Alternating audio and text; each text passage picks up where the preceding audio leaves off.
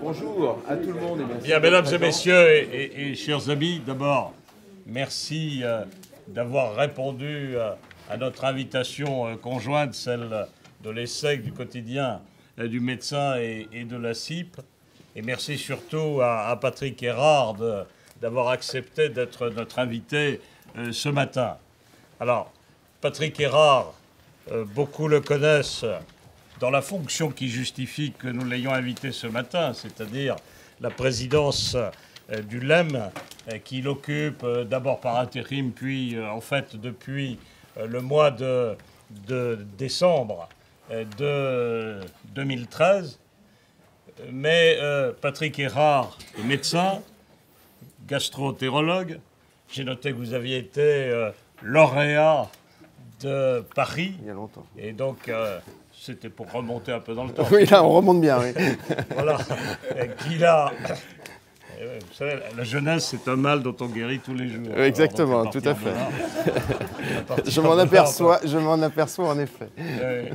Et donc, sur le plan de ses activités professionnelles en dehors de cet exercice, puisqu'il a été praticien hospitalier, il a eu un certain nombre de fonctions, de responsabilités dans le cadre de l'industrie pharmaceutique. Et alors je passe les différentes fonctions à Mereldo Chemical, à Marion Mereldo, etc., etc. Park Davis, on a encore un nom que seuls les plus anciens. On ne rit pas, c'était une respectable maison, devenue Pfizer. Que les plus anciens ne peuvent pas connaître, etc.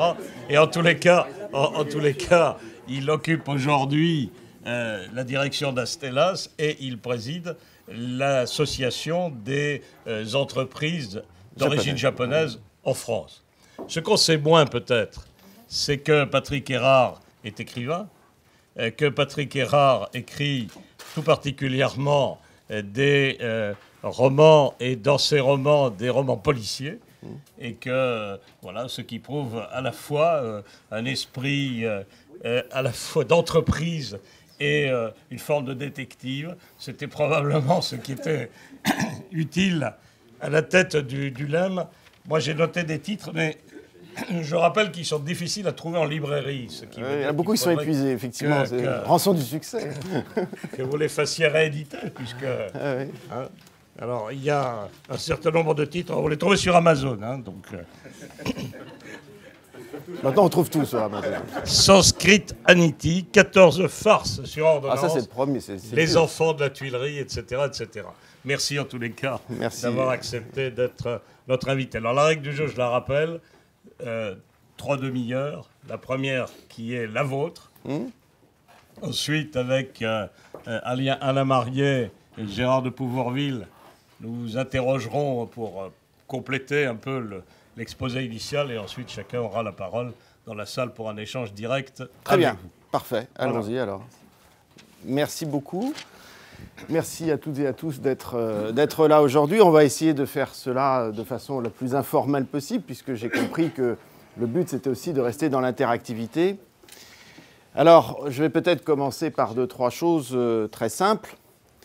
La première, c'est le chiffre que nous avons tous en tête depuis qu'on nous le rabâche de façon régulière, 50 milliards d'euros à trouver pour réduire un déficit à 3%, avec une tâche qui s'avère être une tâche absolument pharaonique, dans laquelle les comptes sociaux, on sait, pèsent relativement lourd, puisque maintenant on sait à peu près que sur les 3 ans, il va falloir trouver une dizaine de milliards sur l'ensemble des comptes sociaux. Alors vous me direz, tout ça n'est pas nouveau. Tout ça n'est pas nouveau. On connaît la situation dans laquelle se trouve le pays depuis plusieurs années, maintenant quasiment plus d'une décade. Nous avons eu 2 gouvernements successifs qui se sont attelés à la tâche, mais avec les limites de l'exercice que nous connaissons. C'est celui de, précisément, combler ces déficits avec des mesures qui n'arrivent pas à être mises en place. Je parle des mesures structurelles, des vraies mesures structurelles, celles que d'ailleurs l'Europe attend de nous pour pouvoir corriger à la fois les déficits du pays et en même temps les mesures qui sont des mesures probablement de relance économique, on pourra en rediscuter en ce qui concerne l'industrie du médicament, dont on sait que ce sont les seuls à pouvoir amener, allez, soyons modestes, 1,5 point de croissance, qui serait probablement le taux qui redonnerait un souffle au pays et qui permettrait notamment de réduire une bonne partie du chômage et de repasser significativement en dessous de la barre des 10%. Et on sait, là aussi, tous les économistes sont d'accord qu'en déflatant le nombre de chômeurs, on donnerait, là aussi, probablement un souffle au compte de l'assurance maladie, enfin, et des comptes sociaux en général, parce que tout simplement, une bonne partie de ces déficits, nous le savons tous, est un déficit de recettes plus qu'un problème de dépenses. Et ça va faire une excellente transition avec l'Ondam, qui est un sujet que vous connaissez tous. Bon, donc nous avons là une équation qui est à la fois extraordinairement simple et qui en même temps est d'une complexité extraordinaire et surtout d'une lourdeur et d'une longueur fabuleuse. C'est une des équations les plus longues qu'on puisse connaître, avec une vingtaine d'inconnus, mais on sait qu'au bout, derrière le signe égal, il y a 50 milliards à trouver et à peu près une dizaine sur les comptes sociaux. Alors, ça, c'est le premier élément qu'il faut avoir en tête. Donc, il y a une vision macroéconomique dont on ne peut pas se détacher quand on parle des industries du médicament, car nous sommes collés à cela, et c'est d'ailleurs une des premières choses que j'ai souhaité voir, je dirais, pris en considération dans la politique du LEM, c'est d'intégrer mieux, d'intégrer de façon plus prégnante la macroéconomie avant de s'intéresser au secteur. Et nous sommes tellement attachés à cet élément macroéconomique que l'on voit bien qu'une bonne partie de la résolution de l'équation sur les comptes sociaux est elle-même tributaire de ce que nous trouverons en termes de solutions pour la croissance du pays d'une part et pour les mesures structurelles d'autre part. Deuxième sous-chapitre de cette introduction, la question qui est posée de ce que l'on peut se permettre de financer dans le cadre de ce pays très généreux en matière d'assurance maladie. Et donc, une fois que l'on a dit ça, qu'est-ce que l'on peut se permettre de consacrer aux soins en général et aux médicaments en particulier? Donc ça, c'est la deuxième sous-chapitre macroéconomique. Alors là, on a un gros problème qui n'est pas résolu encore, qui est celui de la fixation de l'Ondam.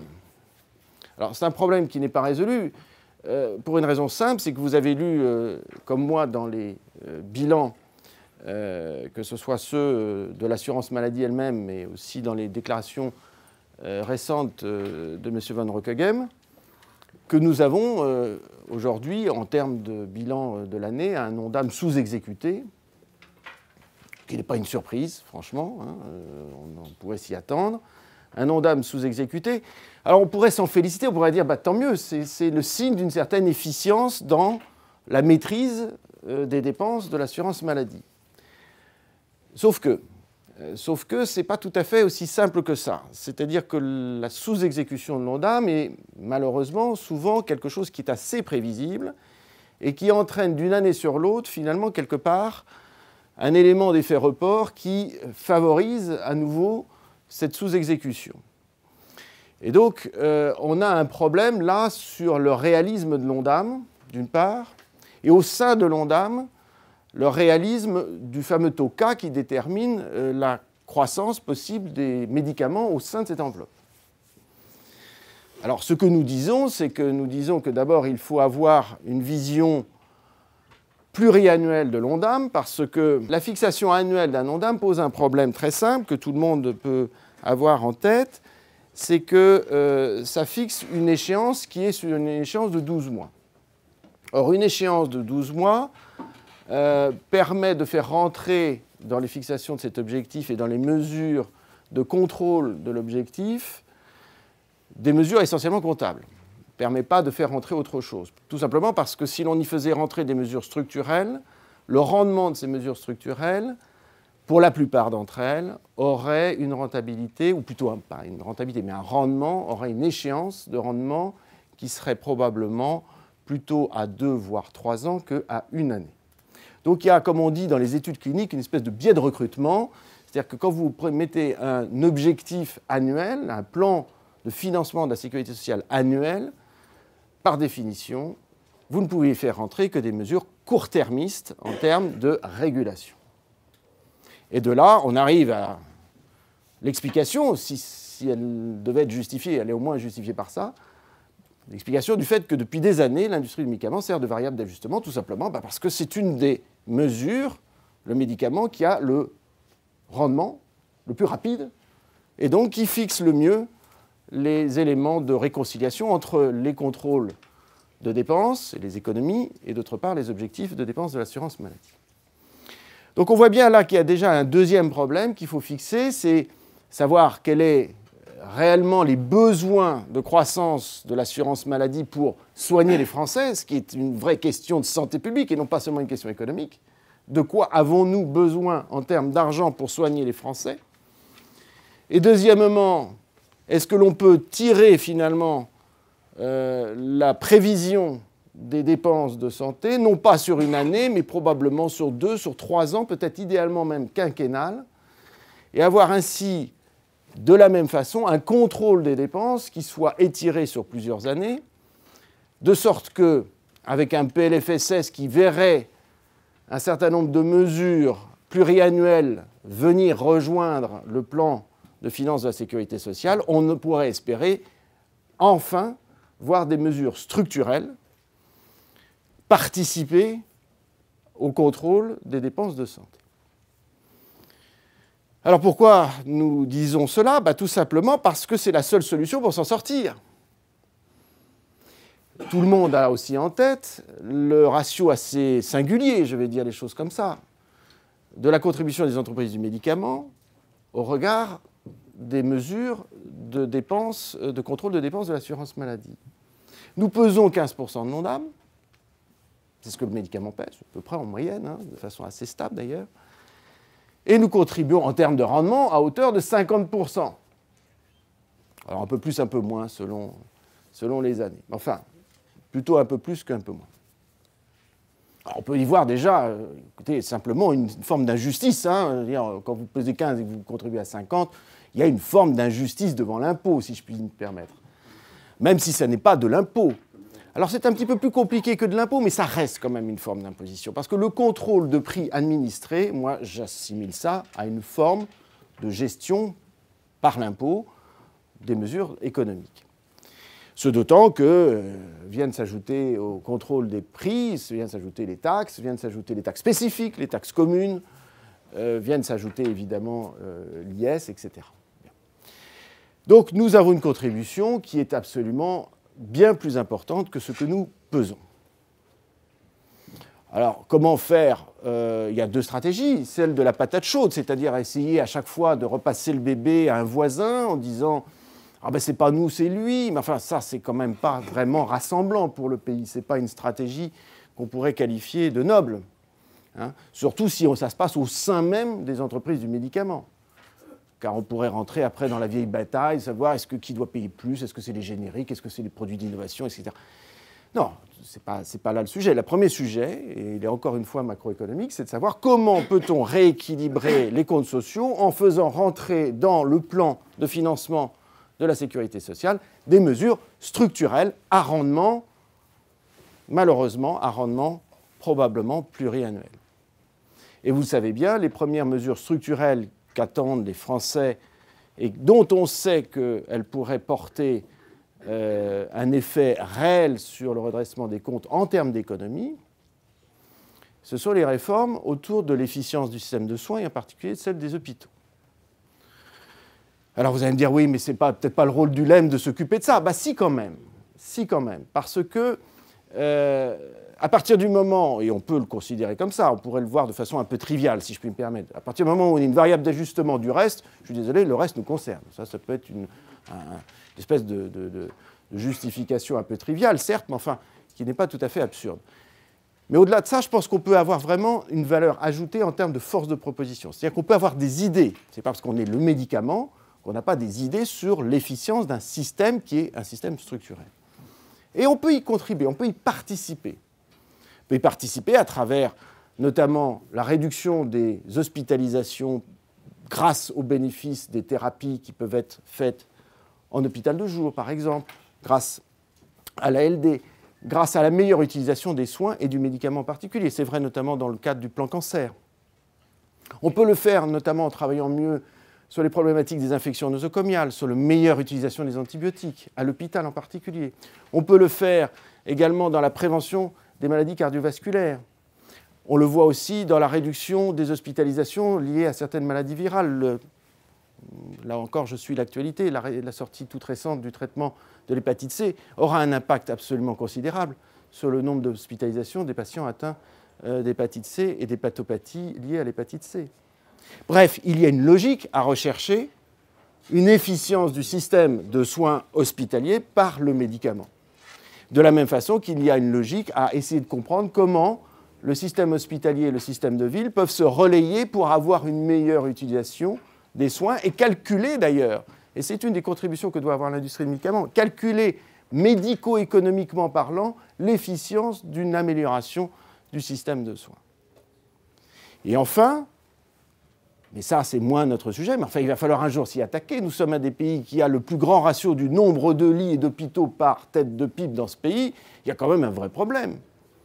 Aujourd'hui, la définition française de l'accès, de l'équité de l'accès aux soins, c'est le nombre de kilomètres qui séparent votre domicile du prochain hôpital, qui est quand même une définition totalement archaïque. Voyez-vous, la réalité de l'efficience et de l'équité de l'accès au système de soins, c'est combien de temps vous mettez-vous pour accéder à une plateforme de qualité. Et donc, ça passe, et ça a été évoqué d'ailleurs, par le développement des systèmes de transport d'urgence, par une meilleure distribution des malades sur les plateformes techniques des grands CHU et des hôpitaux qui sont équipés pour les accueillir, et non pas savoir si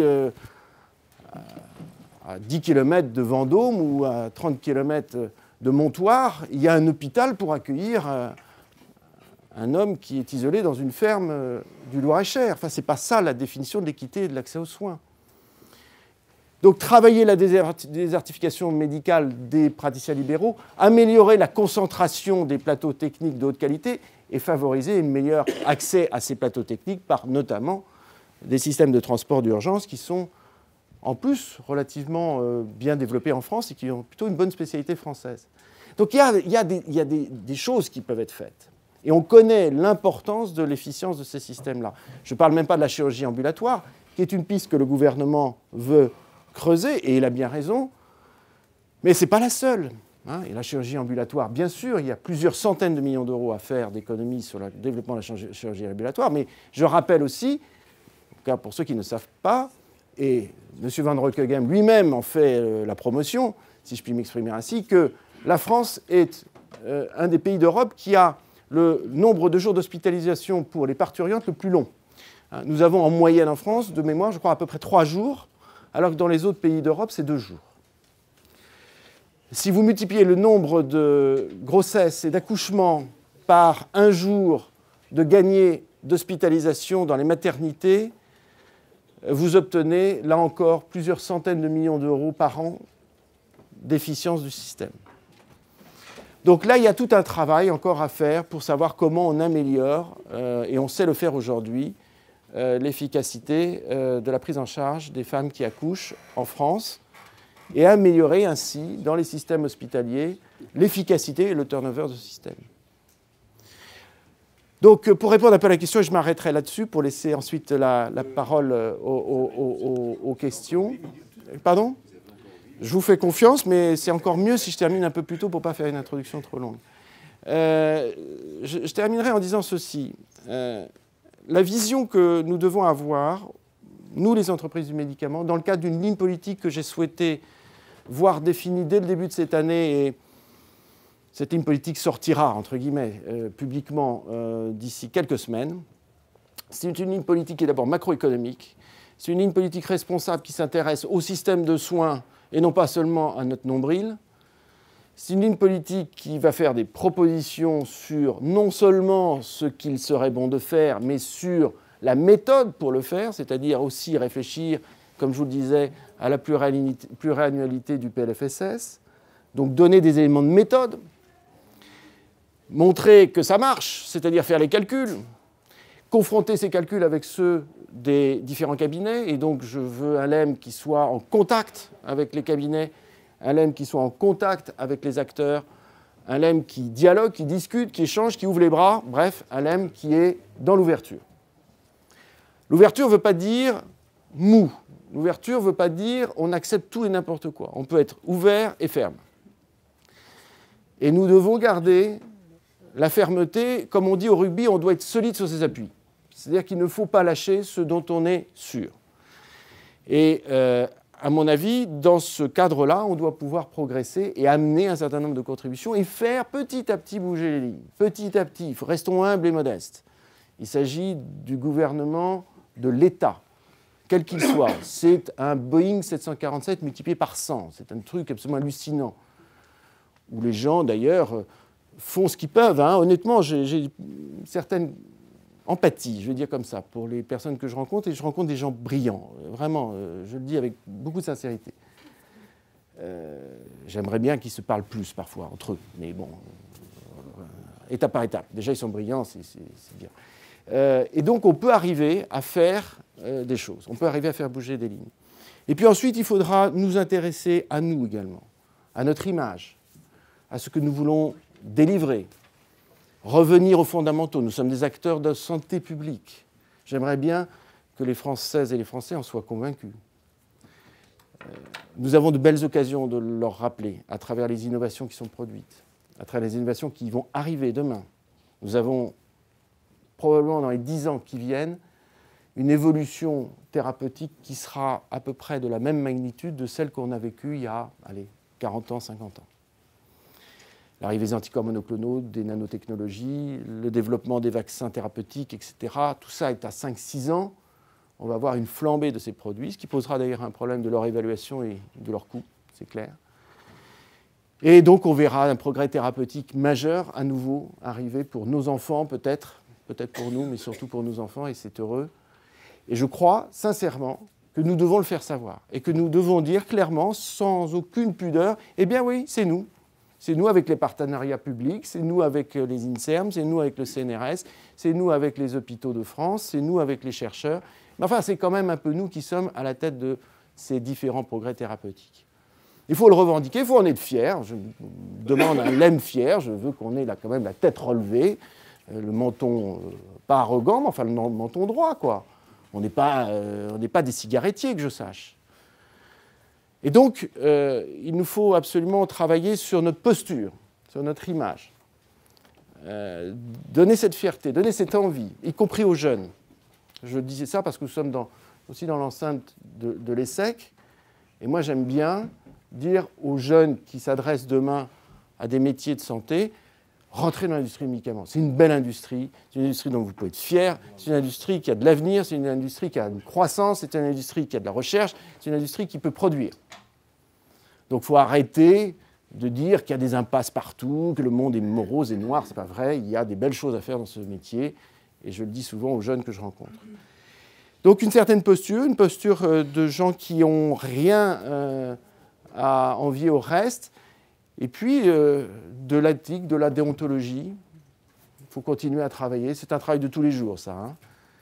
Avoir une forme d'exemplarité, c'est quelque chose d'important dans un métier qui est celui de la santé. Enfin, le monde est monde et nous sommes tous des humains. C'est un peu compliqué, parfois, d'arriver à ce que l'on aimerait avoir idéalement. Mais bon, je veux croire, là encore, que les générations changeant, les prises de conscience améliorant le collectif des entreprises, eh bien, le nombre...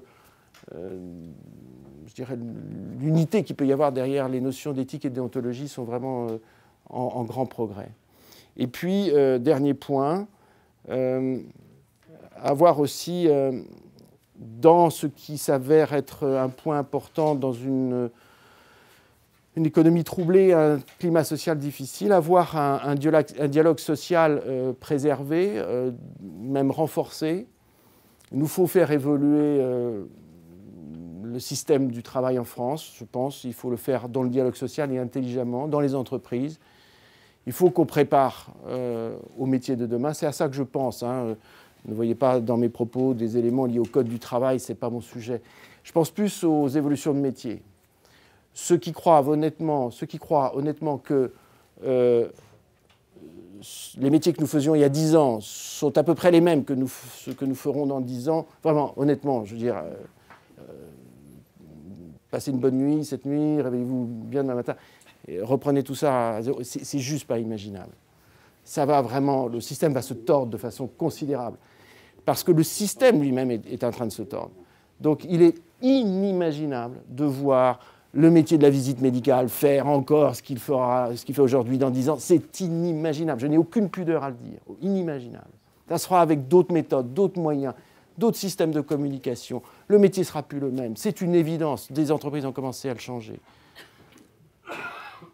Dire que le chef de produit qu'on connaît aujourd'hui, qui fait très bien son métier, on a des jeunes super, continueront à faire exactement la même chose, des aides de visite, recevoir des trucs de l'international avec des positioning, des je ne sais pas quoi. Mais non, tout ça va évoluer, bien évidemment.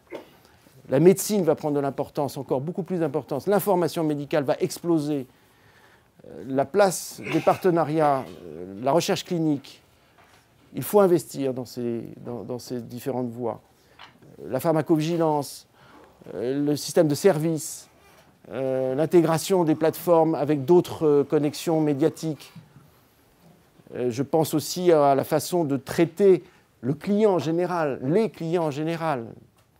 Le développement de ces gestions de comptes va devenir quelque chose d'essentiel, car nos clients ne sont plus un médecin, mais ce sont un bloc de personnes qui travaillent dans une région et qui ont différentes activités. Donc il va bien falloir réfléchir à la façon d'appréhender ça de façon un peu plus dynamique, etc., etc.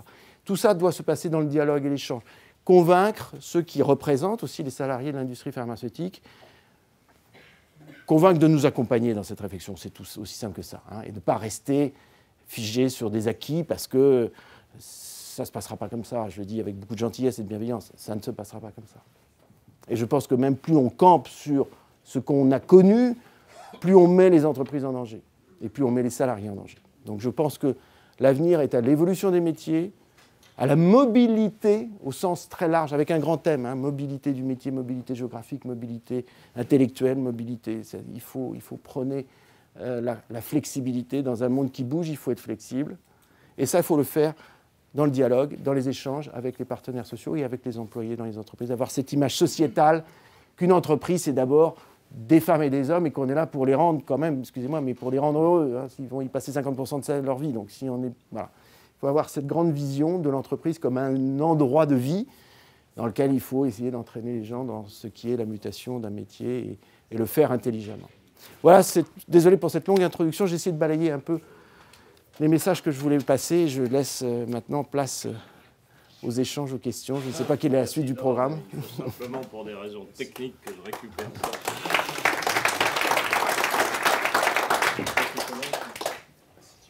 Alors, c'est Gérard de Pouvoirville qui va commencer. T'es pas obligé de te lever. Oui, voilà. Merci. Merci de ce rappel macroéconomique que vous avez tout à fait raison de faire ce cadrage sur l'évolution des dépenses de santé, sur l'ONDAM et ce que ça vous impose, vous, comme contrainte au niveau de l'industrie pharmaceutique. En fait, j'ai une première question relative à ce problème, en fait, à savoir... vous avez dit vous-même qu'au fond, l'industrie pharmaceutique pouvait être force de proposition.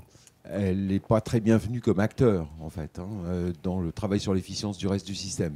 Il y a une problématique d'une méfiance à l'égard de la pharma en tant qu'aller au-delà d'une force de proposition et d'être éventuellement intervenant, si vous voulez, dans la gestion de la trajectoire du patient, etc.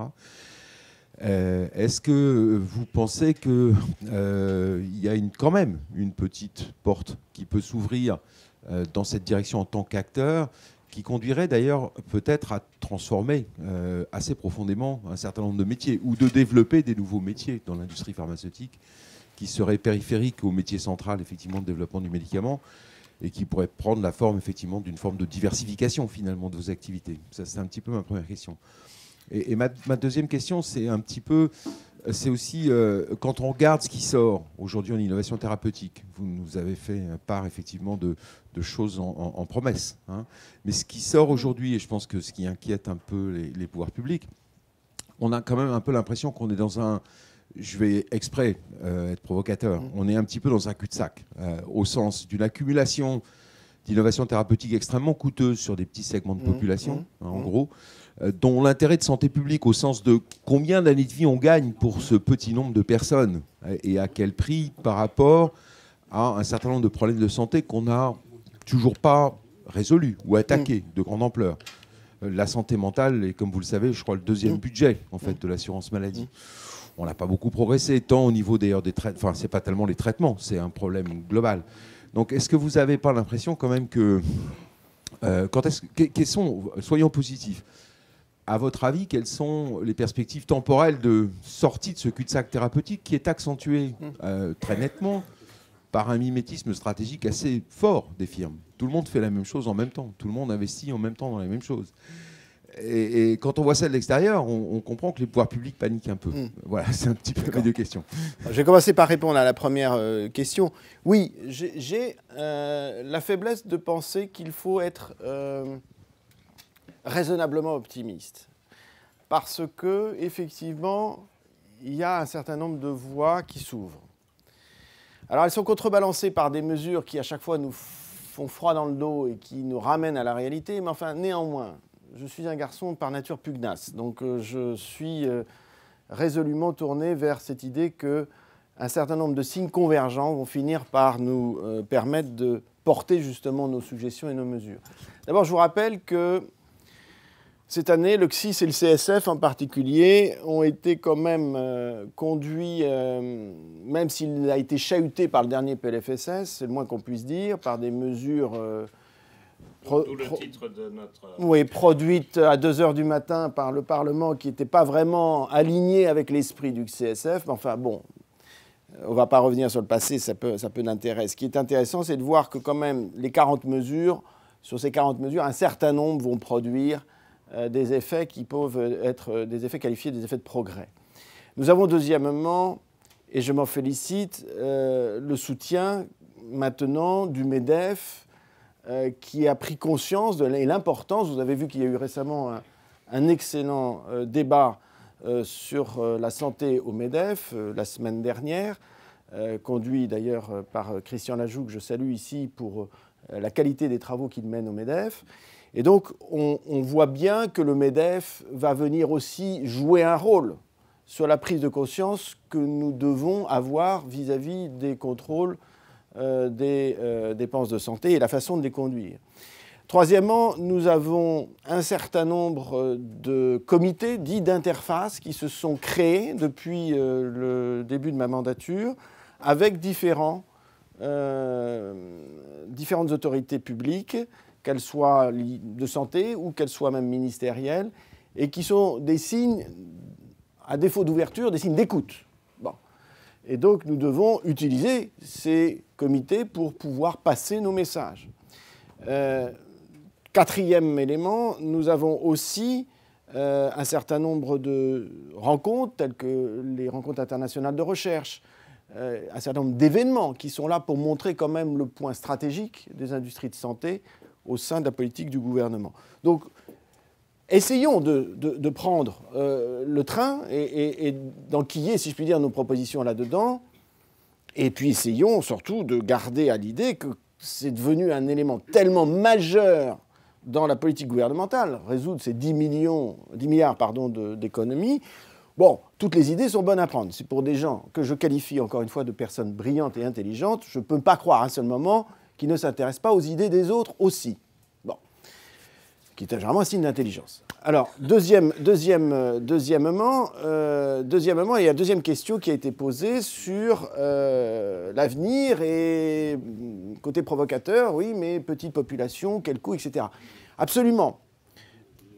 Sauf que ça va rentrer dans le génome du développement de ces produits. Je m'explique.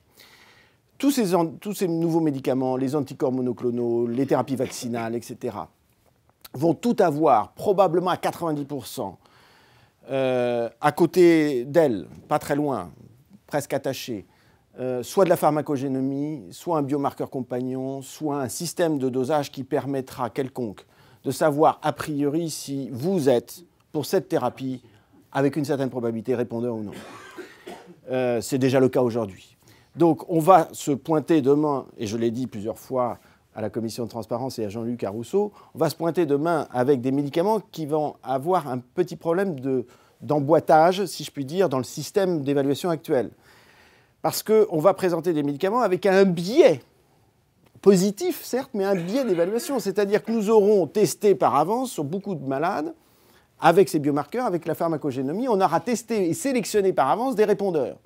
Donc on va se présenter mécaniquement avec des médicaments dont l'efficience n'aura plus rien à voir avec celle qu'on connaît aujourd'hui.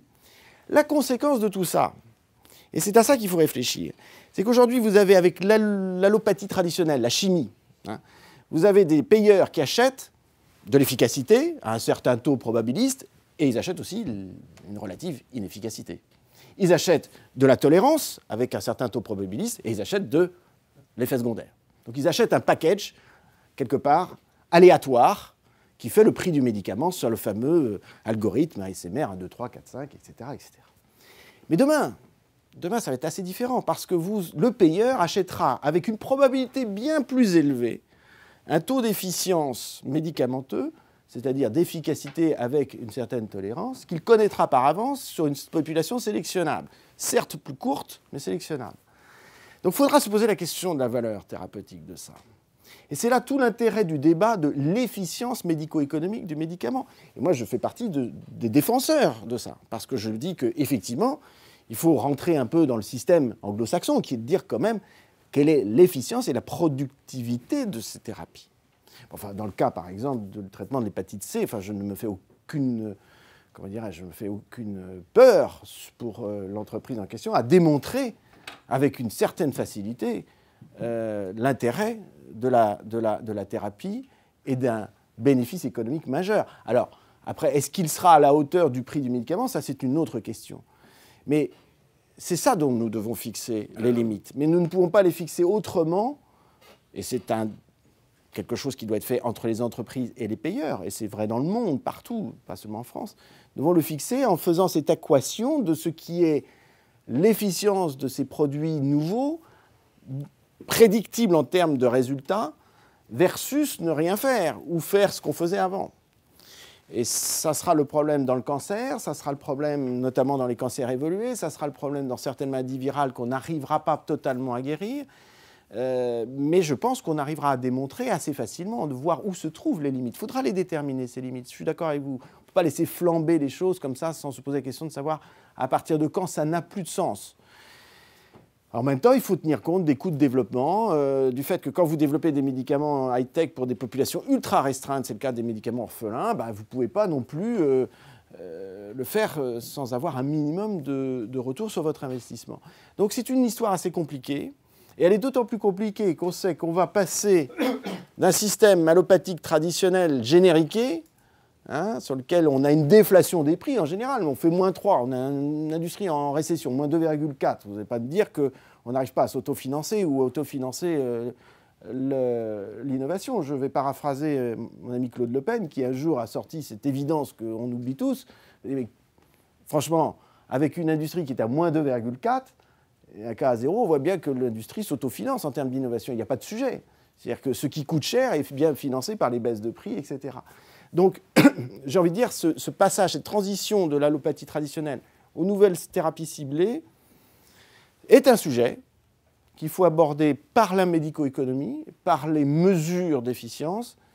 Et puis, c'est un sujet sur lequel il faut faire un accompagnement transitionnel en faisant effectivement en sorte que ce qui est relativement ancien, qui reste intéressant et efficace, soit toujours à un prix suffisamment important pour que, notamment, ces médicaments soient produits en France. Ça, c'est un sujet de grande préoccupation. Il y a des vieux médicaments qui marchent très bien et qu'il faut savoir produire en France plutôt qu'à 8000 km de là. Et donc, il ne faut pas descendre trop bas. Je suis désolé, mais il y a un moment, respecter les normes sociétales, respecter les normes environnementales, payer des charges sociales, ça a un coût. Et on ne peut pas descendre une boîte de paracétamol, par exemple, en dessous d'une demi-baguette. Ça n'a pas de sens. Je suis désolé, ça n'a pas de sens. Sauf à vouloir aller produire ça, je ne sais pas où. Donc, il faut réfléchir à tout ça et il faut faire en sorte que cette transition se fasse intelligemment en gardant à la fois le tissu industriel, la qualité de fabrication et le respect des normes pour la fabrication des médicaments anciens, et préparer et accueillir la production et la recherche des médicaments nouveaux en se posant cette juste question que vous posez: jusqu'où peut-on accepter l'efficience de ces nouvelles thérapies? Oui, juste un court commentaire, parce que comme il y a des surprises qui me surprennent. C'est-à-dire qu'en fait, on dit finalement les pouvoirs publics s'inquiètent, mais ils l'ont voulu. Ils ont combattu l'effet volume, ils ont poussé toutes les dépenses sur les niches et sur les biotech. Vous ne pouvez pas penser que ça serait le prix du paracétamol. Bon, mais donc, vous êtes les entreprises du médicament. Et je voulais vous poser une question. Comment vous faites cohabiter finalement trois métiers qui sont déjà très différents? Là, on en a parlé que d'un seul finalement. Je parle du générique, on n'en parle pas. Le non remboursé qui prend une place, on n'en parle jamais. Comment s'intègrent ces trois dimensions dans votre perception? On parle toujours du high-tech et jamais du reste. Et deuxièmement, l'accès au marché, ça va être mes deux questions. Alors là, pour revenir dans les bibliothèques, est-ce que vous êtes favorable à un prix transitoire? C'est une demande de certains, parce que vous savez comme moi qu'en France, il y a un problème de retard, de passage d'ATU difficile. Et puis d'autre part, d'une façon générale, par rapport à ces préoccupations-là, vous parliez de l'hépatite, vous savez très bien qu'il y a des essais cliniques qui sont dans un sens, qui prévoiraient une utilisation d'une certaine façon, et puis des recommandations qui vont être beaucoup plus progressives, entre guillemets, et prudentes, et on sait pourquoi.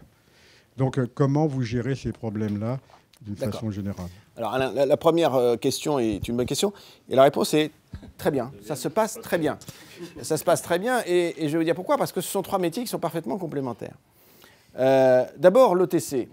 L'OTC, je suis désolé, mais l'OTC, et l'AFIPA en particulier, font au sein du LEM un excellent travail, amènent des idées sur lesquelles nous nous appuyons. Je rappelle qu'en France, nous sommes un des pays qui a un retard significatif sur le développement du périmètre des médicaments disponibles à l'automédication, que nous savons tous que l'élargissement notamment du périmètre des produits dits délistés conduirait probablement, selon les estimations les plus pessimistes, à 250 millions d'euros d'économies sur une année, et pour les estimations les plus optimistes, à quelque chose qui avoisinerait les 500 millions, alors sur une durée peut-être un peu plus longue. Mais quoi qu'il en soit, il y a entre 250 et 400, 500 millions d'euros à produire en termes d'efficacité d'économie. Et c'est une efficacité d'économie puisque ça produit quelque part, ça permet toujours de mieux soigner les Français à condition de faire une automédication responsable. Je reprends le terme de la FIPA que je trouve très, très juste et très bon. Et donc, on voit bien que là, l'automédication a parfaitement sa place. Le générique. Alors, il est vrai que le générique, c'est plus compliqué. On ne va pas se raconter d'histoire. Mais avec Pascal Brière, on a convenu d'une chose très simple. Le générique doit défendre ses intérêts et doit défendre, à travers le GEM notamment, ce qui appartient spécifiquement au générique. Il y a des éléments pour lesquels, évidemment, on ne peut pas être toujours synergique, si je puis dire. Mais nous avons des points communs. Nous avons des grands points communs. Nous avons notamment, et c'est l'exemple que je prenais, alors je l'ai pris sur le paracétamol, je peux vous le prendre sur les médicaments génériques. Nous avons un tissu industriel en France qui fabrique une bonne partie de ces médicaments génériques pour les génériqueurs eux-mêmes ou par les façonniers pour les génériqueurs et même pour d'autres entreprises. Bon, c'est ce qui défend une bonne partie, je n'ai plus le pourcentage en tête, mais enfin c'est quand même une partie très significative de nos usines en France, hein, et qui, les chaînes de production, produisent en grande partie ces médicaments dont le coût moyen est relativement bas. Moi, je suis un militant de la préservation d'un prix générique qui permette le fabriquer européen ou le fabriquer français, le cas échéant. Je suis le défenseur d'un générique qui est un générique qui est de qualité, c'est-à-dire qui permette, là encore, de lever les quelques fantasmes qui existent encore sur « Ah, mais ça n'a rien à voir, quand je prends un générique, j'ai tout de suite mal partout, alors qu'avec l'autre, enfin, ce sont des absurdités, n'est-ce pas ?» Et donc, on sait que le générique de qualité, c'est un générique qui ne pose pas de problème. Donc, il faut défendre cette idée avec force et accompagner les génériqueurs dans le combat qui est juste, qui est de dire est-ce que l'on peut faire un générique de qualité en France, un générique qui a son juste prix par rapport au respect d'un certain nombre de normes? Et est-ce qu'on peut trouver une place du générique, qui est celle qui est définie depuis maintenant plus de 15 ans, que tout le monde accepte, les entreprises de princeps comme les autres, qui est vous avez perdu votre brevet, vous avez perdu votre brevet, vous avez un droit de substitution au comptoir du pharmacien, dont acte, vous avez des TFR si ça ne progresse pas assez vite, dont acte, enfin tout le monde connaît les règles du jeu, personne ne peut dire « Ah oui, mais je n'étais pas au courant ».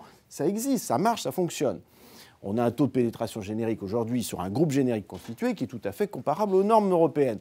Il n'y a pas de sujet circulé, il n'y a rien à voir.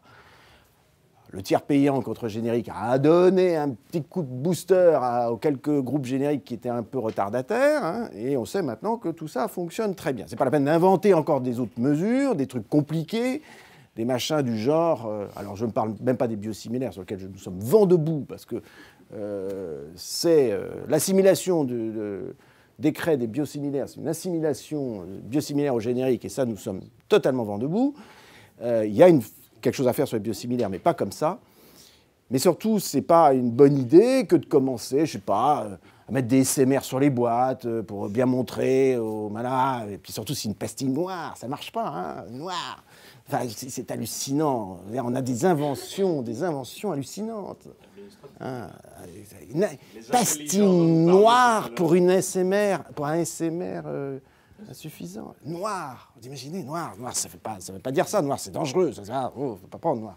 Insuffisant. Quelle image projette-t-on? Je l'ai dit hein, au cabinet du ministre, j'ai dit, mais attendez, non, arrêtez, faites pas, vraiment, soufflez, quoi, faites pas ça. Arrêtez, mais faites une pause, quoi, de 2 minutes. C'est vraiment une mauvaise idée. C'est une très, très mauvaise idée. C'est une très mauvaise idée. Il y a d'autres moyens d'informer le patient sur ce qu'il prend, la façon dont il doit le prendre, mieux consommer, etc. Il y a 1000 et une autres façons, mais pas ça. Je suis désolé, pas ça. Ça c'est vraiment, c'est l'anti-information. Donc il y a des pistes, il y a des moyens pour réunir tout ça. J'ai perdu du coup la deuxième question. Market access, c'était ça. Le market access. Et sur market access, votre question, c'est le prix transitoire. Mais, cher Alain, c'est déjà le cas. Je suis désolé, je vous renvoie à l'accord conventionnel. Cet accord conventionnel permet au CEPS pratiquement de tout faire. C'est pas compliqué, y compris de vous conditionner au fait que si vous avez ça et ça au bout de l'entonnoir, eh ben, vous garderez votre prix. S'il manque une brique en bas de l'entonnoir, on repassera. Donc, en gros, si vous voulez, l'accord conventionnel aujourd'hui le permet. Il permet d'ailleurs énormément de choses, y compris pour les fameuses ASMR 1, 2, 3, dont on dit qu'ils garantissent le prix européen. Certes, mais à quelles conditions? Et nous savons tous que la plupart des ASMR 1, 2, 3 ont un prix européen, certes, mais alors avec un certain nombre de conditions extrêmement dures qui permettent, et c'est normal, quelque part, c'est l'accord conventionnel qui le prévoit, c'est comme ça, pour les règles du jeu, quand je dis c'est normal, les règles du jeu, en tout cas, que nous connaissons aujourd'hui, sont bien celles-là. C'est ça que j'entends par normalité. Eh bien, ces règles du jeu permettent au CEPS de se prémunir quand même du fait qu'ils n'envoient pas un hameçon comme ça qui part nos limites. Il y a des mesures vous savez, de ristourne, il y a des mesures de contrôle volumétrique, il y a des mesures de population rejointe, il y a des mesures d'engagement de l'entreprise à faire un certain nombre d'études, y compris d'études médico-économiques, y compris d'études de population. Maintenant, il y a le big data qui va s'ouvrir. Et alors là, vous inquiétez pas, on saura au patient près exactement comment, où et quand ça a été prescrit. Bref, tout est aujourd'hui fait et prêt pour contenir ce qui semble être un truc un peu dangereux, hein, effectivement un peu explosif, mais le contenir dans une enceinte qui est relativement bien maîtrisée. Oui, le permet, mais entre guillemets, d'une façon, le permet, mais d'une façon un peu, vous le dites, punitive. Ah oui, alors là, l'exemple de l'hépatite, c'est un bon exemple où on pourrait dire, par exemple, si le dépistage marche mieux que prévu, ce qui n'est pas mal, le volume va exploser. Et donc, c'est pas, j'allais dire, présenté de façon a priori et de façon éventuellement positive. Oui, parce que c'est leur rôle, c'est de présenter de mesures comptables. L'objectif, c'est de maîtriser la comptabilité prévisionnelle de ce qui rentre sur le marché. On ne peut pas quand même reprocher au CEPS de s'intéresser à autre chose qu'à ça. Après, la question qui peut se poser au niveau de l'HAS, C'est de savoir comment travailler avec les industriels du médicament à faire en sorte que l'utilisation en termes de santé publique de ces médicaments soit appropriée. C'est toute la question de rejoindre les recommandations de l'HAS avec celles des sociétés savantes. Parce que vous avez noté, comme moi, Alain, que parfois il y a un décalage entre ce que les sociétés savantes disent et ce que dit l'HAS. Et en plus, il y a un deuxième décalage, c'est un décalage dans le temps. C'est-à-dire que la recherche qui se post-accès va beaucoup plus vite que le temps de réflexion, à savoir comment mettre tout ça dans la place stratégie thérapeutique, etc. Donc il y a un vrai sujet là aussi de travail et de dialogue avec les autorités sur ce... Moi, je vais vous poser quelques questions courtes, mais qui sont aussi liées à l'actualité. C'est quoi votre point de vue sur la vente du médicament à l'unité, puisque c'est une grande idée qui a l'air d'être la seule idée pour faire des économies en dehors du fait des taxations, etc. Bon, question courte, réponse courte. Oui, c'est pour ça que vraie, fausse, bonne idée. Vraie, fausse, bonne idée. C'est-à-dire que... Comment on la combat ? On la combat en expliquant pourquoi c'est une vraie, fausse, bonne idée. Il suffit de se pointer au cabinet avec une boîte d'un antibiotique. Moi, il se trouve que j'en ai un dans mon entreprise, donc j'ai pris celui-là. Ah oui, un excellent macrolide. Et dire, allez, on le fait en vraie vie. Vous pesez combien, monsieur ou madame? Vous prenez 4 personnes au hasard. Grosso modo, si vous pesez entre 50 et 90 kilos, il ne se passera absolument rien entre la différence de ces deux poids. Vous aurez à peu près la même posologie. Vous aurez la même posologie, même. Donc vous avez, nous sommes d'accord, une surinfection de bronchite et vous avez un traitement pour 15 jours à tel poids et à telle posologie. Est-ce que vous pouvez me dire pour combien de comprimés vous avez besoin pour 15 jours? Réponse, bon, je prends 2 comprimés multipliés par 14 en fait. Et donc j'ai besoin de 28 comprimés. Voilà, ça fait deux boîtes. Et bien vous avez vos 2 boîtes. Combien il y a de blisters, et combien il y a de comprimés dedans? Pile poil. Et vous voulez... je comprends pas. Alors, il faudrait... Ah oui, mais il se peut que parfois la poso ne tombe pas juste. Oui, alors il faut peser 30 kilos, c'est famélique, c'est vraiment... ou 150... Pour combattre une autre idée qui est de dire les gens ne prennent pas les médicaments qu'on leur prescrit et les pharmacies familiales sont pleines de médicaments. Sauf que la démonstration montre qu'au départ, ça ne sera pas ça si on prend la prescription. Je l'ai dit à Bruno Macquart, avec qui j'ai eu cette discussion. Je lui ai dit, c'est pas ça la raison de l'encombrement dans les pharmacies des Français de médicaments inutilisés. Car c'est vrai, il y en a trop. On est bien passé pour savoir. Il suffit de regarder d'ailleurs le nombre de tonnes de médicaments qui sont récupérés par Cyclamen. Honnêtement, c'est une bonne nouvelle que nous les récupérions. C'est quand même pas une très bonne nouvelle de voir la quantité de médicaments non utilisés. On ne peut pas dire le contraire. Donc, on fera un quiz pour savoir combien il y en a de milliers de tonnes. Donc c'est une bonne chose que d'éduquer les Français à ne pas garder des médicaments inutilisés. Mais quand vous regardez dans la pharmacie, regardez ce soir dans vos pharmacies ce qu'il y a. Qu'est-ce que vous allez trouver? Vous allez trouver beaucoup de médicaments d'automédication que vous avez achetés et que vous avez achetés 2 fois. Pourquoi? Parce que le sirop de thé, comme ça, que vous avez donné à vos enfants, qui était au fond de l'armoire à pharmacie, paf, vous ne l'avez pas vu, il était au fond et vous avez pensé que vous n'en avez plus, vous avez été en racheter un second. Donc première cause, on rachète 2 fois les médicaments, etc. Et ensuite, tous ceux qui prennent des traitements au long cours et qui ont très justement, et c'est normal, 2-3 boîtes d'avance. Surtout quand c'est des médicaments sur lesquels vous ne voulez pas vous retrouver un rideau. Moi, honnêtement, je le dis, je prends un médicament au long cours qui est vital pour moi. Je ne vais pas être juste à la boîte et aller chez le pharmacien le dernier jour de mon comprimé. J'en ai toujours 2-3 boîtes. Bon, c'est normal pour les traitements au long cours d'avoir 2-3 boîtes d'avance. Qu'est-ce que vous avez d'autre? Vous avez bien évidemment les traitements qui sont pris. Et parmi ces traitements qui sont pris, vous avez des traitements qui ont été changés par le médecin. Par exemple, pour un effet secondaire. Alors, qu'est-ce qui se passe? Vous avez reçu une amoxicilline, par exemple, au début d'un traitement d'une angine. Paf, vous faites un érythème. On vous dit, ok, on va vous le changer, on va mettre autre chose, on va mettre un macrolide. Qu'est-ce que vous faites de la boîte d'amoxicilline que vous n'avez pas finie? Évidemment, vous la gardez bêtement. Donc, ce sont aussi des traitements switchés qui sont restés dans le fond de l'armoire de la pharmacie. Et puis, il y a tous ces trucs qui sont des trucs qu'on a aussi pour traiter les bobos de tous les jours et qu'on garde, évidemment. Tout le monde a un antalgique, tout le monde a un petit anti-inflammatoire, tout le monde a une pommade de scie. Et c'est ça qui est dans les boîtes des pharmacies des Français.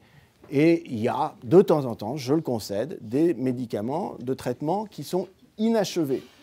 Mais ça ne devrait pas représenter la quantité que ça représente, c'est exact. C'est ça, il faut faire des efforts là-dessus. Alors, deuxième petite question, et puis après on va passer la parole à tout le monde, on reste dans les temps.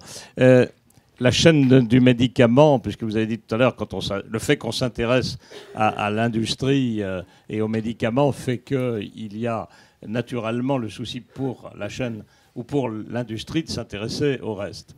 Dans la chaîne du médicament, qui jusqu'à présent, depuis la fabrication, la création, la fabrication et la distribution était une forme d'unité, il y a un certain nombre de volontés aujourd'hui à partir de l'officine, sur la base de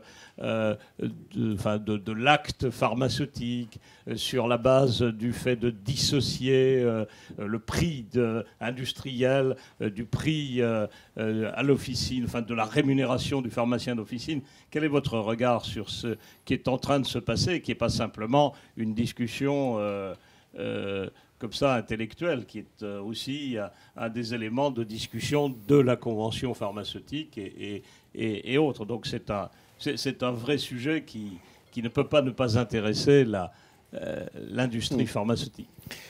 Alors conceptuellement, l'idée qui consiste à impliquer un acteur de santé tel que le pharmacien, surtout en France avec le réseau dont nous disposons, dans une meilleure dispensation du soin et un accompagnement du malade dans la prise en charge de thérapies lourdes, conceptuellement, je trouve que c'est plutôt une bonne idée.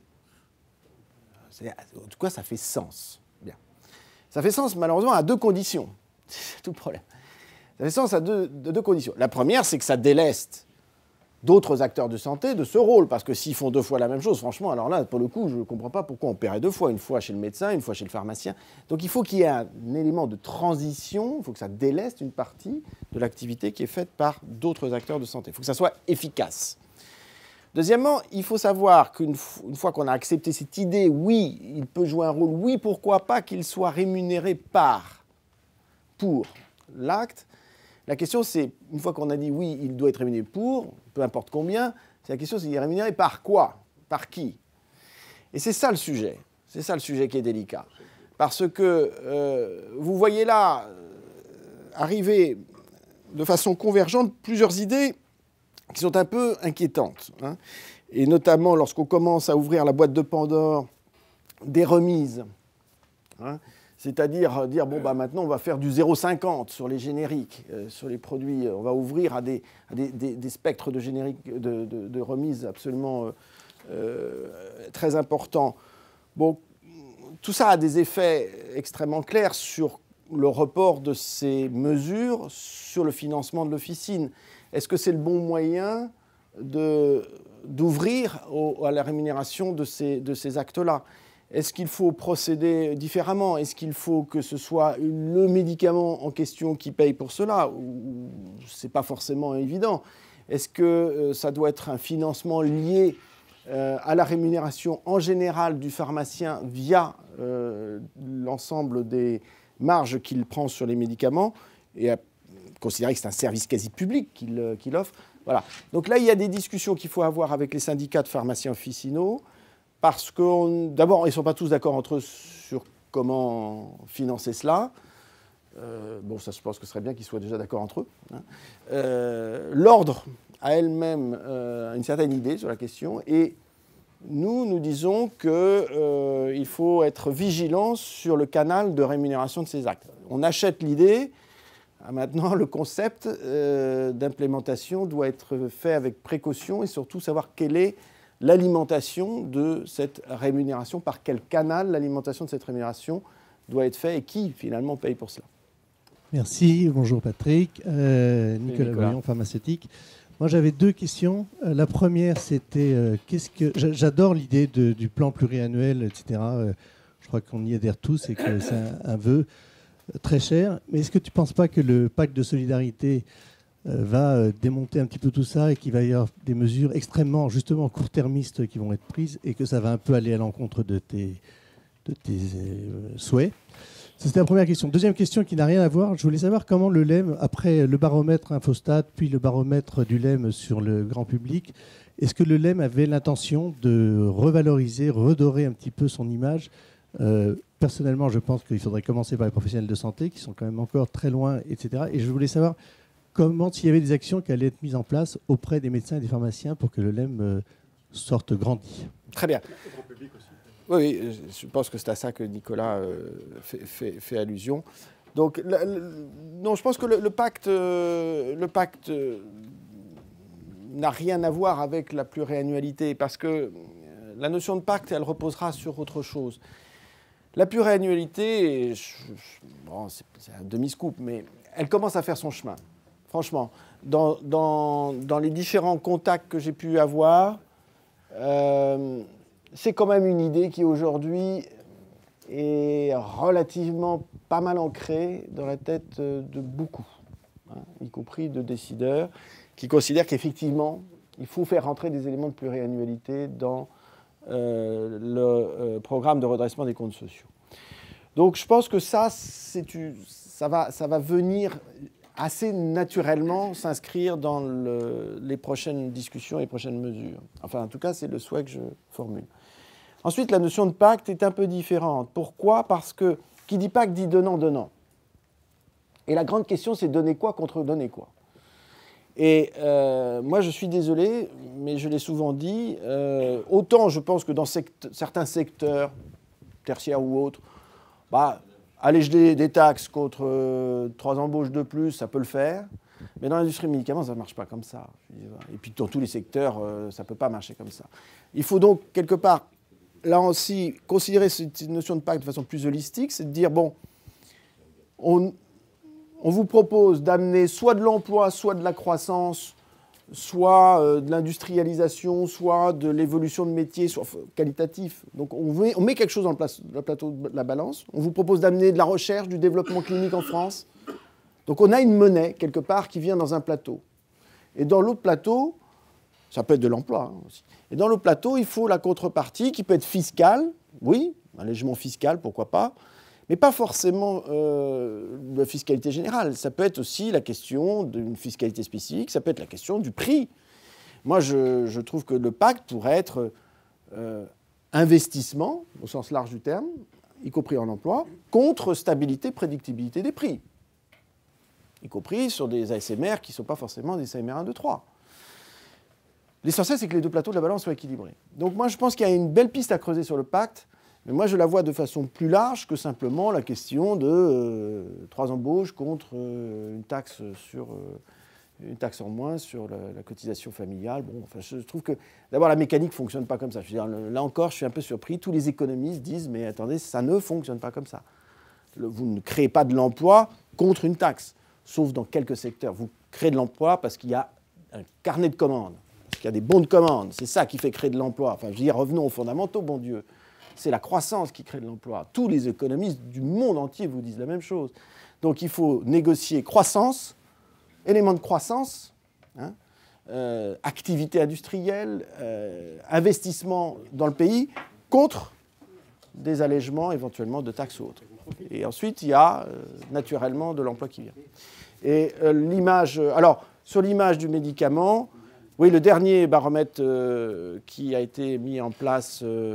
montre effectivement un recul, c'est ce qui a été, c'est ça que je pense que tu fais allusion, qui a été... Celui d'Infostat auprès des médecins, oui, et celui du LEM auprès des médecins. Celui du LEM, bon, il reste quand même, enfin moi, il ne faut pas oublier que dans un contexte de morosité où chaque 20 heures est fait pour vous faire prendre une pilule d'antidépresseur supplémentaire, je trouve que la confiance dans le médicament des Français, que ce soit dans l'un et dans l'autre, reste exceptionnellement haute.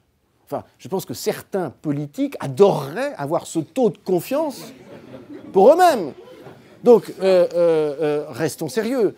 Et les Français ont une confiance et une vision de la sécurité et du sérieux du médicament qui reste particulièrement élevée. Si c'était en recul, je crois que les sociologues l'ont analysé en tout cas comme ça. C'est l'effet produit par une forme de morosité qui est liée à l'ensemble des facteurs qui pèsent sur notre société, qui fait reculer un peu tout, y compris cela. Alors, ce n'est pas une raison pour être dans le déni et dire un sujet classé, il n'y a rien à voir. Je pense que l'industrie du médicament a travaillé, je le disais tout à l'heure, sur sa posture. Alors, je ne suis pas inquiet sur la réputation de ce que nous produisons, parce que je crois que tout le monde est conscient que sa santé, la santé de ses enfants, aujourd'hui, a considérablement évolué depuis 50 ans, grâce à quoi? Essentiellement aux médicaments. Et donc, ça, je pense que tout le monde l'admet assez facilement. Tout le monde est assez confiant. Ah, si...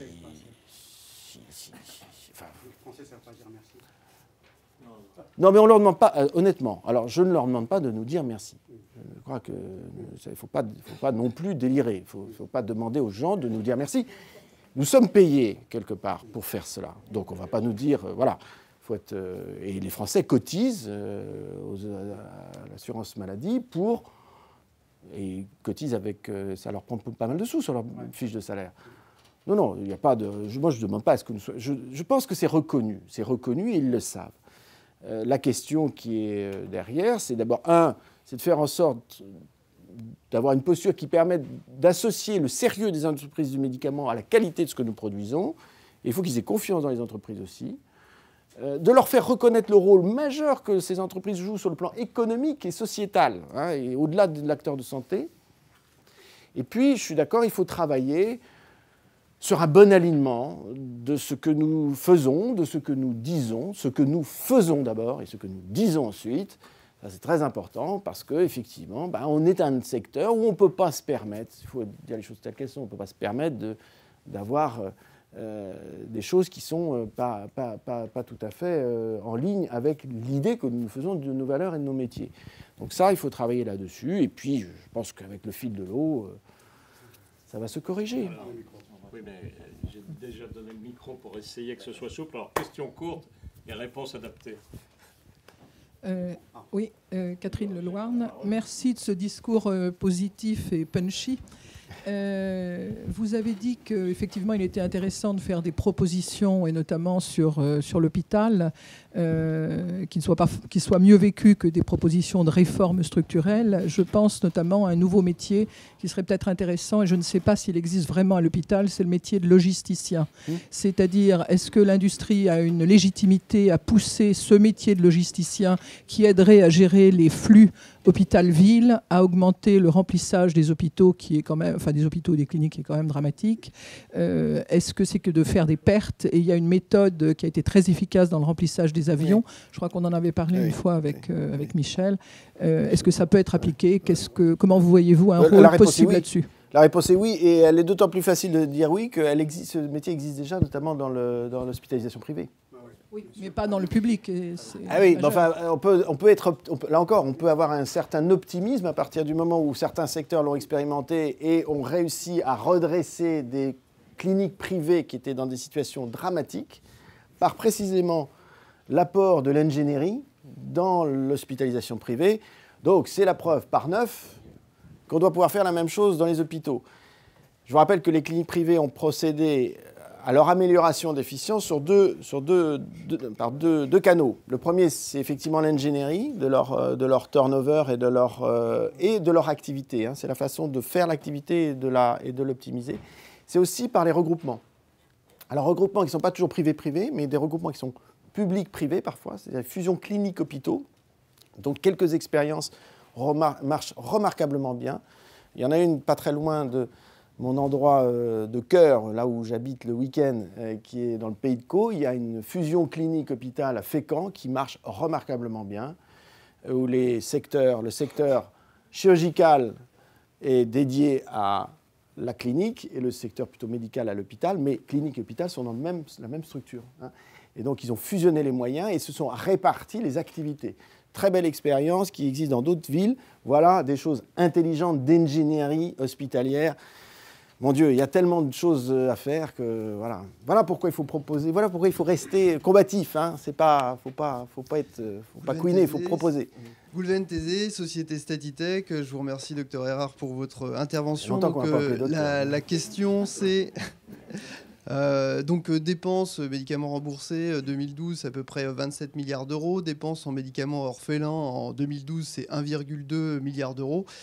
Première question, comment vous allez sensibiliser effectivement les pouvoirs publics à faire évoluer donc les dépenses sur justement des dépenses de médicaments orphelins à haute innovation ajoutée. Donc effectivement, si on a de la générication sur ces 27 milliards, comment on arrive à les faire évoluer sur des médicaments donc, orphelins qui ont un coût finalement sur l'enveloppe pas si important que ça. Et deuxième élément, donc vous avez parlé effectivement de l'évolution des métiers. Et donc du renouvellement des compétences. Donc il y a quelque chose qui est assez formidable donc sur le territoire, c'est effectivement ce qui est lié à la formation professionnelle. Donc là, il y a une manne qui est très intéressante de 26 milliards d'euros. Et comment, là aussi, vous pensez peut-être l'utiliser pour, en tant que potentiel de compétitivité dans les industries? Alors, sur la première question, la réponse va être, je vais essayer d'être très courte. Je fais partie de ceux, mais c'est une réponse un peu personnelle, je suis désolé, qui pensent qu'à partir du moment où vous êtes dans un pays dont l'esprit contient dans son frontispice fraternité, et que son système social procède par une solidarité mutualisée, je suis désolé, mais les médicaments orphelins doivent être un élément constitutif du coût de santé. Point barre. Il n'y a pas de sujet. C'est-à-dire qu'on ne peut pas imaginer que, ah oui, mais attendez, comment on va faire pour... Non, il y a marqué en haut du système républicain, égalité, liberté, fraternité. Donc solidarité, y compris pour ceux qui sont atteints de maladies improbables, parfois dramatiques, dont le traitement est par définition cher, parce que ça touche une population de 200 personnes, 300 personnes en France. La vraie question, c'est de développer les traitements pour ça. Ça, c'est une vraie difficulté, surtout quand il s'agit d'enfants, parce que alors là, c'est vraiment très, très compliqué.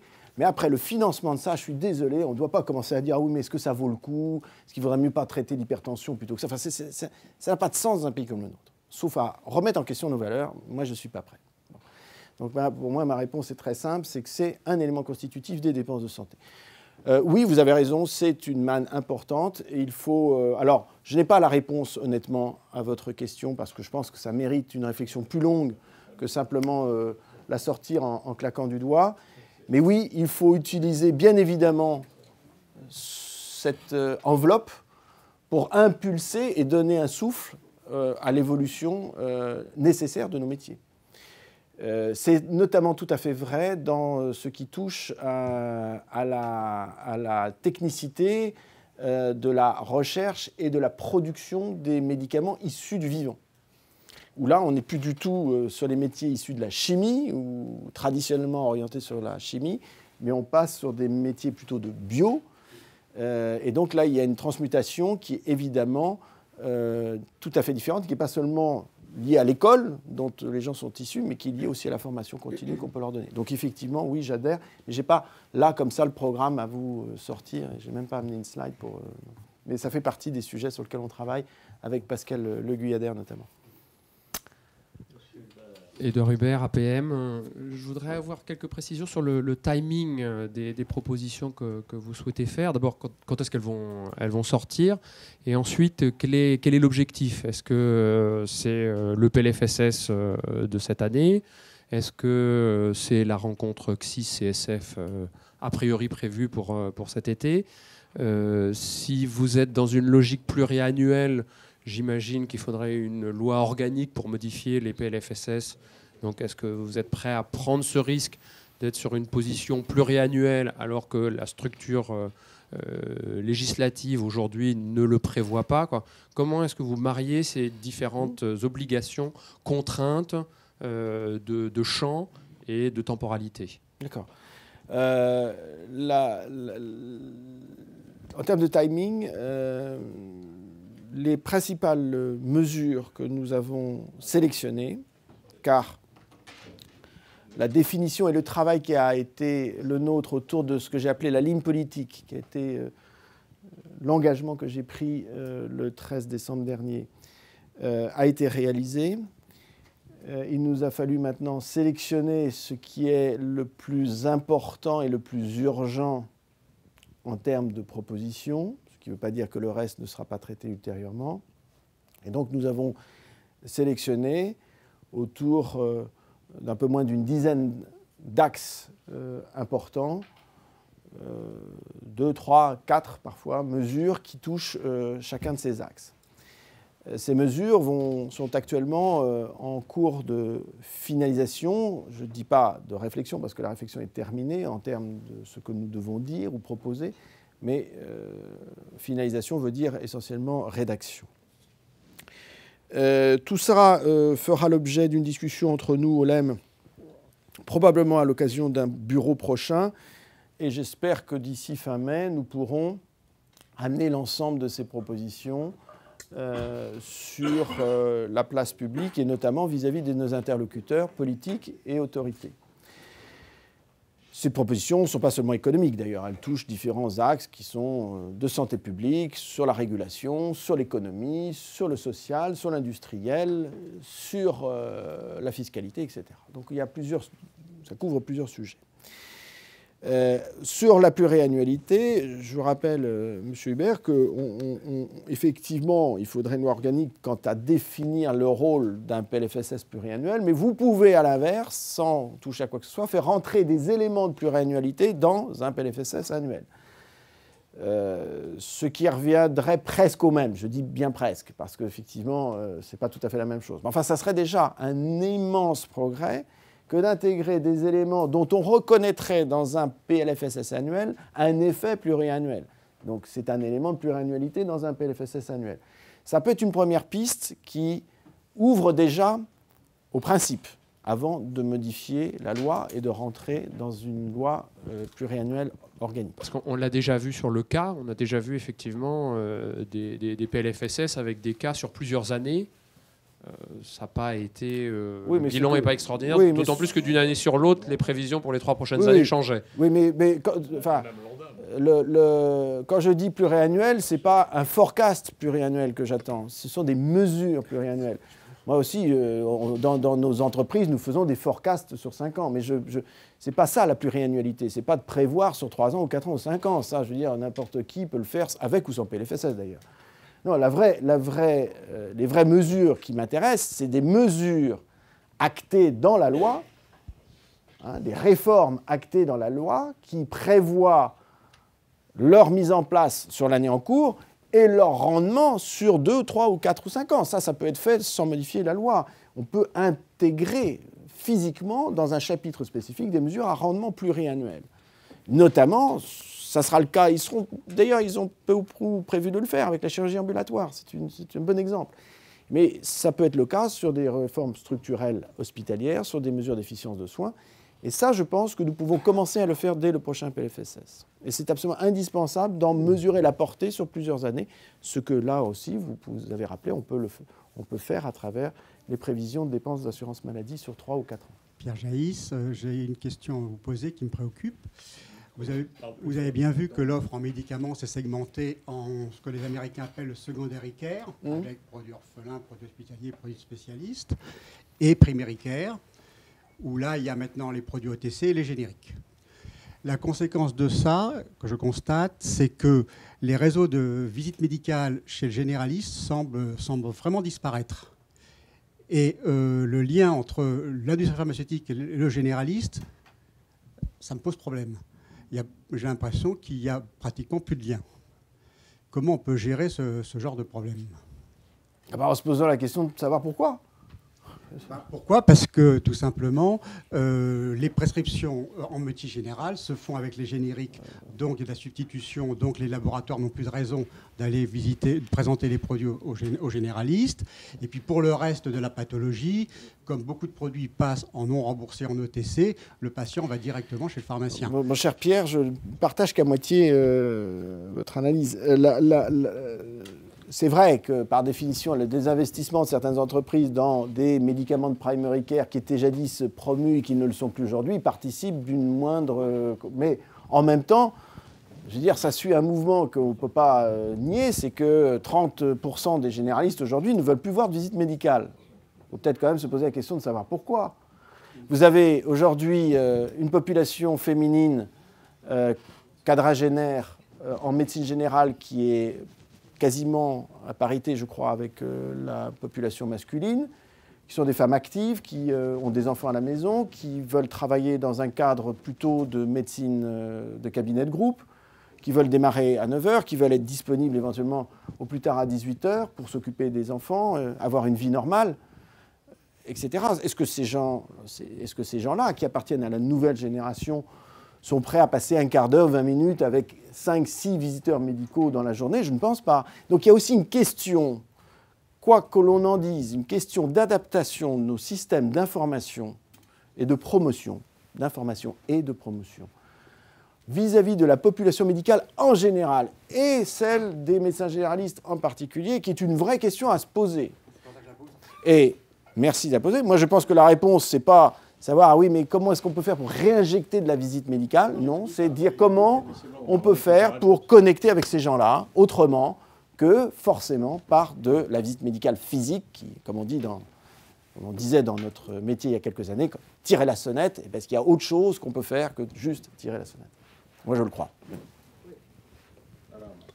Véronique Hubert, Sanofi France, accès au marché. Vous avez commencé à parler un petit peu des biosimilaires, mais sans développer. Est-ce que vous voulez bien développer un petit peu le sujet par rapport aux mesures du CSIS, la LFSS 2014 qui est venue un peu prendre de court ce qui avait été débuté en discussion? Donc, quelle est la position du LEM et comment on fait aujourd'hui pour avancer sur les biosimilaires? La position du LEM est extrêmement claire. Nous ne voulons pas d'un décret sur les biosimilaires qui fera de la substitution des biosimilaires une substitution générique-like. Je ne peux pas mieux vous dire. On ne veut pas de ça du tout. Donc tout système qui laisse aux pharmaciens la possibilité de substituer, soit en primo-prescription, mais sans la possibilité de savoir si c'est une primo-prescription. Parce que c'est ça qu'on nous propose. On dit, oui, mais vous faites une substitution. Rassurez-vous, c'est la primo-prescription. Mais non, mais c'est une plaisanterie. On ne saura... Le système ne permet pas de savoir. Aujourd'hui, vous n'avez pas, avec le DP, la possibilité de savoir vraiment si vous êtes en primo-prescription ou pas. Donc c'est une vraie fausse mesure. Là, encore une fois, ça ne fonctionne pas. Et nous ne voulons pas d'un système qui permet de faire courir un risque sur des médicaments biosimilaires au comptoir du pharmacien par une substitution qui n'est pas maîtrisée. Point barre. Donc tout système qui permet d'accompagner la substitution à des biosimilaires par l'introduction d'une loi ou d'un décret qui cadre véritablement la responsabilité médicale dans la prescription, pourquoi pas? C'est ce sur quoi nous étions embarqués dans le cadre du CSF, et c'est ce qui a été décapité, si je puis dire, à 2h du matin, ou 1h du matin, ou à minuit, je ne sais pas. Mais c'est les heures des exécutions, merci. Et donc, c'est pour ça que nous avons été très en colère sur cette histoire. Nous avons été très, très en colère, parce que la mesure était en train d'être travaillée au CSF, et dans cet esprit-là, et puis celle qui a été proposée dans le cadre de la loi, je suis désolé, mais va exactement à l'inverse de ce que nous avons toujours dit. Donc nous nous battrons jusqu'au dernier soldat pour que ça ne se produise pas. Bon, maintenant, c'est encore un sujet sensible, et c'est un sujet sur lequel, Dieu merci, et je m'en félicite, le dialogue est préservé, notamment avec les différents acteurs de l'État.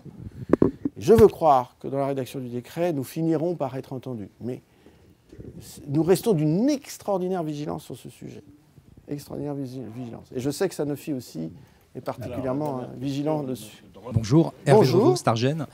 Vous avez beaucoup insisté sur le fait que l'industrie ne pouvait plus se désintéresser de l'efficience globale du système de santé. Est-ce qu'il n'y a pas des expériences étrangères desquelles on pourrait plus s'inspirer en Europe du Nord ou dans les pays anglo-saxons? Et notamment, il y a des choses qui ont été faites par la BPI en lien Absolument. Avec le ministère de la Santé anglais et le NHS pour favoriser des partenariats et contribuer à l'amélioration de la prise en charge globale des patients, qui étaient des accords win-win-win. Est-ce qu'on peut faire des choses dans cet esprit-là en France? La réponse est dans la question. Non mais vous faites la question et la réponse. Il y a effectivement des expériences qui sont tout à fait intéressantes, notamment dans les pays nordiques et pays anglo-saxons. Vous avez tout à fait raison de le rappeler. Alors, je ne parle pas du prix conditionnel, qui est autre chose et quelque chose sur lequel j'invite à être assez prudent. Mais je parle plus de la réponse que peut donner l'industriel par les mesures contractuelles qu'il est capable de mettre en place sur la démonstration de l'efficience de son produit dans un système de soins en contrepartie d'une stabilité de son prix. C'est d'ailleurs peu ou prou, encore une fois, ce qu'il y a dans l'accord conventionnel. Je rappelle qu'on n'est pas très loin de ça. La seule question qui peut vraiment se poser et que j'aimerais poser assez rapidement, c'est qu'aujourd'hui, ce système est prévu pour les 3 premiers niveaux d'ASMR. Moi, je trouve qu'il faudrait l'ouvrir, y compris à des ASMR de degré moindre. Parce qu'après tout, on peut avoir des médicaments peu innovants, mais qui apportent en termes d'efficience quelque chose de tout à fait nouveau. Donc, ça viendra, je pense qu'on est mûr pour ça, mais il faut progresser dans cette voie. Il y a une question de digestion du process. Absolument, absolument. Mais il faut travailler dans ce sens, avec une contrepartie qui est claire. C'est stabilité du prix. Stabilité du prix. Pour moi, c'est essentiel. C'est-à-dire qu'on ne doit pas avoir un prix qui fait le yo-yo et des machins de convergence et tout ça. À partir du moment où c'est démontré, il faut que le prix soit stable. Stable sur combien d'années ? Ah bah ça, c'est ce qui se déterminera dans le contrat. Ça peut être 3 ans, ça peut être 5 ans, ça peut dépendre aussi de la valeur du produit. Hein. Il peut y avoir des stabilités qui se justifient sur 5 ans et d'autres qui se justifient moins.